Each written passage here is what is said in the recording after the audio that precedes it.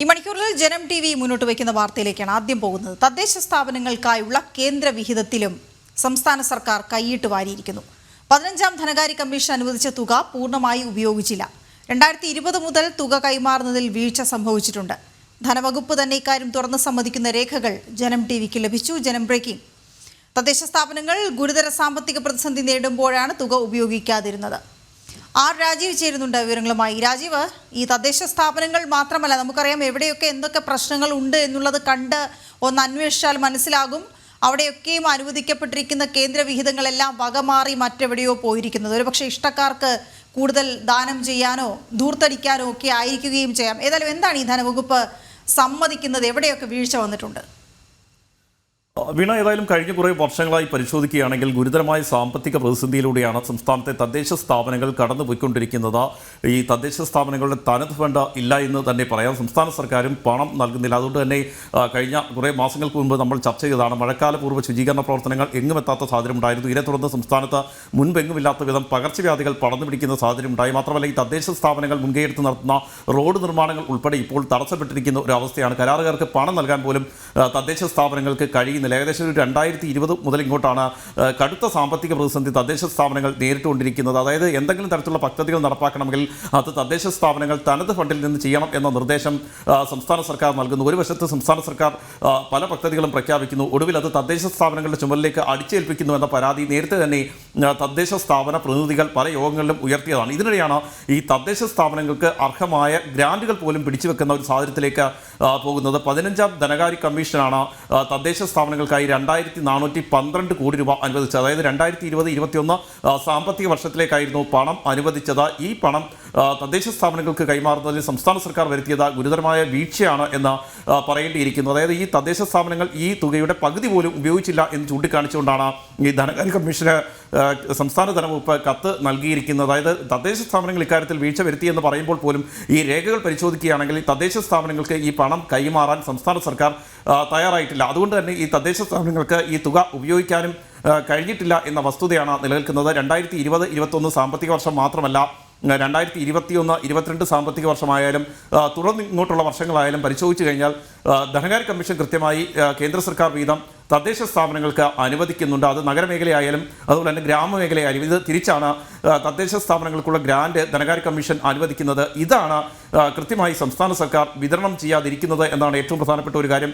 2022-23 മാത്രം 339 കോടി രൂപ നിലവിൽ തദ്ദേശ സ്ഥാപനങ്ങൾക്ക് നൽകിയിട്ടുണ്ടെങ്കിൽ ഈ തുക ഉപയോഗിക്കുന്നതിൽ ഗുരുതരമായ വീഴ്ച സംഭവിച്ചു എന്നും ഈ രേഖകൾ പരിശോധിച്ചാൽ മനസ്സിലാകും. ഇതിൽ ഏറ്റവും പ്രധാനപ്പെട്ട ഒരു കാര്യമെന്ന് പറയുന്നത് ഈ തദ്ദേശ സ്ഥാപനങ്ങൾക്ക് കേന്ദ്ര സർക്കാർ കൃത്യമായി പണം നൽകുമ്പോഴും ആ പണത്തിൽ സംസ്ഥാന സർക്കാർ കൈയിട്ട് വാരുന്നു എന്നതാണ്. ആ പണം വകമാറ്റി ചെലവഴിക്കുന്നു എന്നതാണ് ഏറ്റവും പ്രധാനപ്പെട്ട ഒരു കാര്യം. ഇത്തരത്തിലുള്ള ആക്ഷേപങ്ങൾ നേരത്തെ തന്നെ ഉയർന്നിരുന്നു. കാരണം തദ്ദേശ സ്ഥാപനങ്ങൾക്ക് ഈ പണം ലഭിക്കുകയാണെങ്കിൽ അവർ അത് ചെലവഴിക്കാതിരിക്കേണ്ട സാഹചര്യം സംസ്ഥാനത്ത് ഇല്ല. ഞാൻ നേരത്തെ സൂചിപ്പിച്ചതുപോലെ ഗുരുതരമായ സാമ്പത്തിക പ്രതിസന്ധിയിലൂടെയാണ് ഓരോ തദ്ദേശ സ്ഥാപനങ്ങളും കടന്നുപോയിക്കൊണ്ടിരിക്കുന്നത്. സംസ്ഥാന സർക്കാരിന് നിരവധി തവണ കത്തെഴുതിയിട്ട് പോലും സാമ്പത്തിക പ്രതിസന്ധിയുടെ പേരിൽ പണം നൽകുന്നില്ല. അതുകൊണ്ട് തന്നെ പല പദ്ധതികളും തടസ്സപ്പെടുന്ന ഒരു സാഹചര്യമാണ്.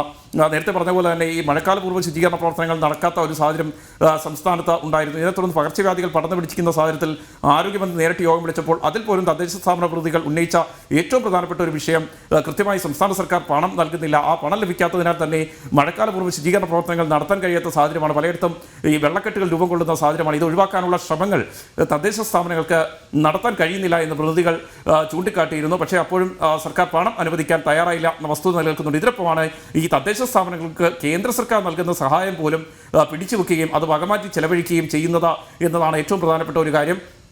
മാത്രമല്ല, നേരത്തെ സംസ്ഥാന സർക്കാർ ആരോപിച്ചിരുന്നത് വിവിധ പദ്ധതികൾക്കായി കേന്ദ്ര സർക്കാർ പണം നൽകുന്നില്ല എന്നതായിരുന്നു.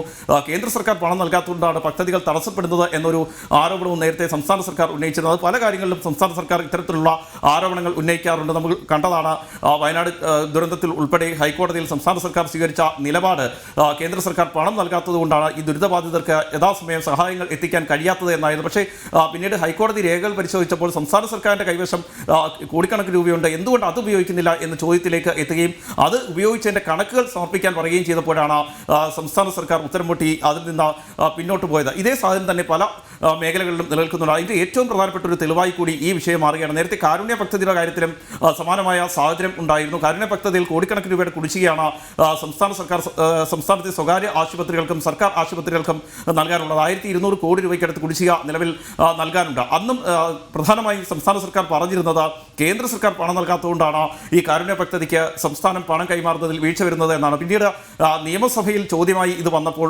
ആരോഗ്യമന്ത്രി വീണ ജോർജ് തന്നെ കേന്ദ്ര സർക്കാരിൻ്റെ ഭാഗത്തു നിന്നും 1 രൂപ പോലും കുടിശ്ശികയില്ല എന്ന് വിശദീകരിക്കേണ്ട സാഹചര്യമുണ്ടായി. നിയമസഭാ രേഖകളിൽ ഇക്കാര്യം വ്യക്തമാക്കുകയും ചെയ്തിരുന്നു. എന്നാൽ സംസ്ഥാന സർക്കാർ മറിച്ച് ഒരു പ്രചരണമാണ് പുറത്ത് നടത്തിക്കൊണ്ടിരിക്കുന്നത്. അതേ രീതിയിൽ തന്നെയാണ് ഇക്കാര്യത്തെയും കാണാൻ കഴിയുക. തദ്ദേശ സ്ഥാപനങ്ങൾക്ക് കൃത്യമായി കേന്ദ്ര സർക്കാർ പണം നൽകുന്നുണ്ട്. മാത്രമല്ല വിവിധ പദ്ധതികൾക്ക് കേന്ദ്ര സർക്കാർ കൃത്യമായി പണം നൽകുന്നുണ്ട്. ഏതെങ്കിലും തരത്തിൽ അത് തടസ്സപ്പെടുന്നെങ്കിൽ അതിന് കാരണം സംസ്ഥാന സർക്കാർ ഇത് എന്തിനുപയോഗിച്ചു എന്നതിൻ്റെ സർട്ടിഫിക്കറ്റ് നൽകാത്തതാണ്. ഇവിടെയും അത് തന്നെയാണ് ഏറ്റവും പ്രധാനപ്പെട്ട ഒരു പ്രശ്നം.